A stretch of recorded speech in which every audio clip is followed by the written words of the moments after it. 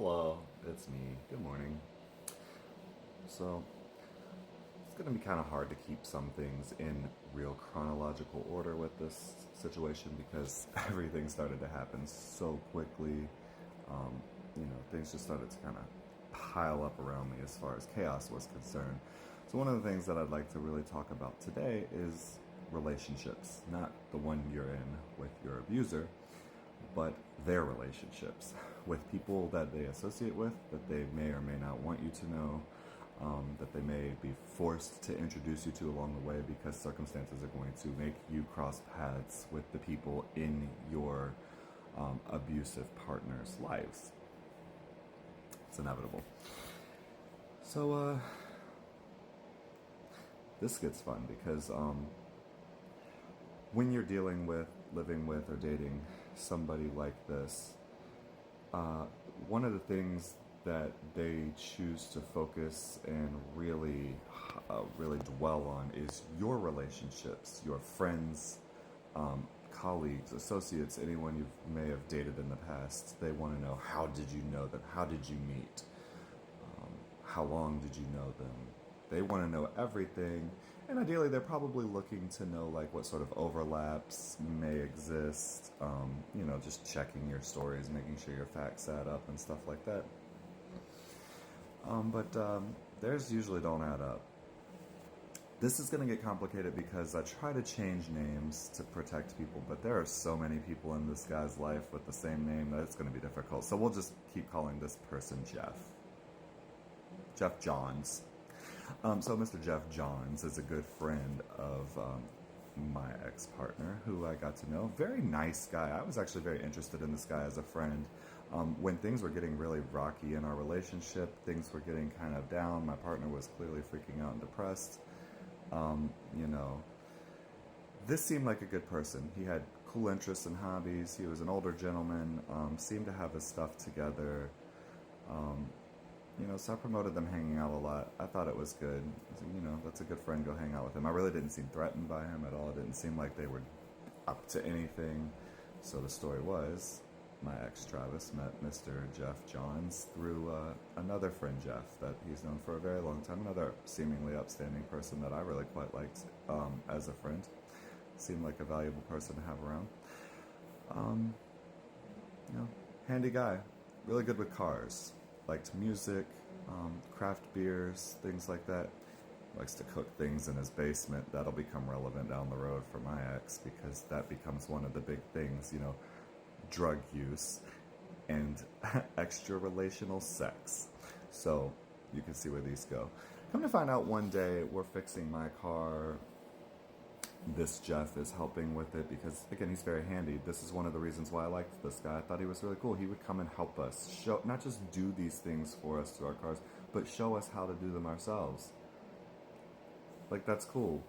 So we replaced an entire fan in my car, and we're hanging out.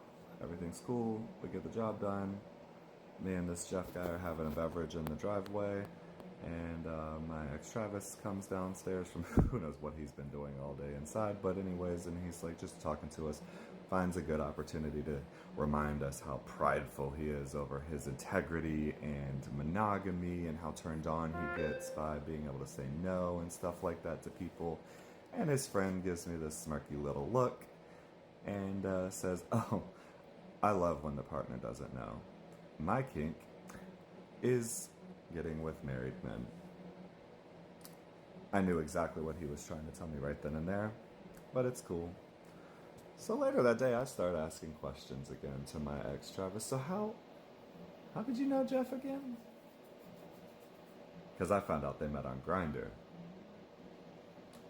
well into our relationship. This Jeff guy was a lie the whole time. I mean, he was a real human, obviously. I got to know him quite well, I thought. But the connection was a lie. The way they knew each other was always a lie. I still don't know how they met each other. It probably was Grindr. It probably was well into our monogamous relationship. That's okay. I don't really care because it's over at this point. But it's these things, right? You can never get a true straight answer out of your abusers. always, while they're trying to convince you that you have misled them in some way over somebody that's not even still in your life.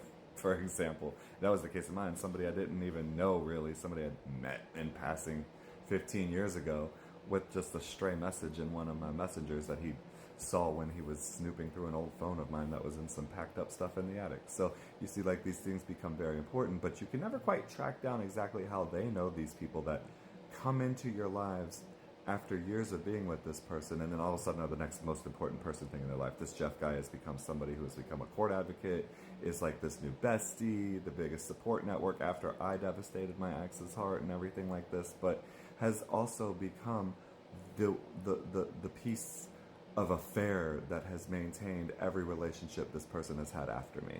And it's only been less than a year. But anyways, Jeff, I'll see you in the courthouse. I do have recordings of everything, actually, that you weren't, in fact, there to witness, so I'm not sure why you're going to be in court. But that's okay. We'll let the legal people figure that out. But anyways, back to what really matters. Connections, relationships. This is one your partners, your abusers, will never be able to truly tell you or explain where the people in their lives come from, particularly the ones that seemingly come from out of the blue with these weird, deep connections. Like, this is my best friend, the most reliable person in my life. I just met them last week. You know,